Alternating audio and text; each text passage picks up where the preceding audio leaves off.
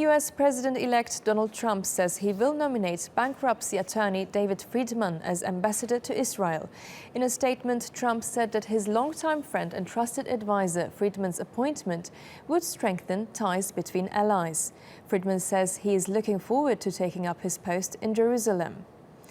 Gregg Carlstrom is following the story from Jerusalem and joins me now. So, Gregg, why has Friedman's nomination received so much criticism already? Well, I think the short answer is that Friedman, with his politics, he makes Israeli Prime Minister Benjamin Netanyahu look like a leftist. He is very far to the right on issues to do with the Israeli-Palestinian conflict. He's a big supporter of settlements in the occupied territories, not only rhetorically a supporter, but he's actually the president of a foundation that donates money to Israeli settlements. He believes Israel should annex the entire West Bank and close off any possibility of a Palestinian state.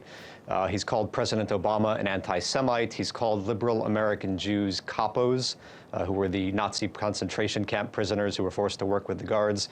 All the way around, he's someone who has been very controversial in the past and has views that put him on the far right, certainly even within Israel, to say nothing of the American Jewish community and the foreign policy community in D.C.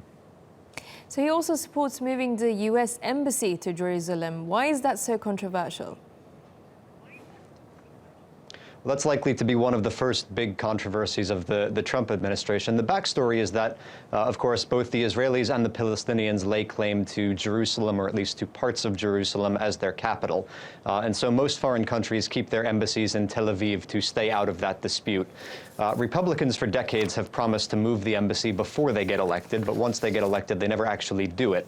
It's something that presidents of both parties have refused to do. They see it as an issue to be worked out in peace talks between the Israelis and the Palestinians. Trump has already not only promised to move the embassy, but his staff have started scouting locations for an embassy in Jerusalem. And the mayor of Jerusalem says he's very confident that Trump is going to follow through. So, again, you take all of this together, it certainly looks like an administration that is taking a very different and much more right-wing tack on the Israeli-Palestinian conflict.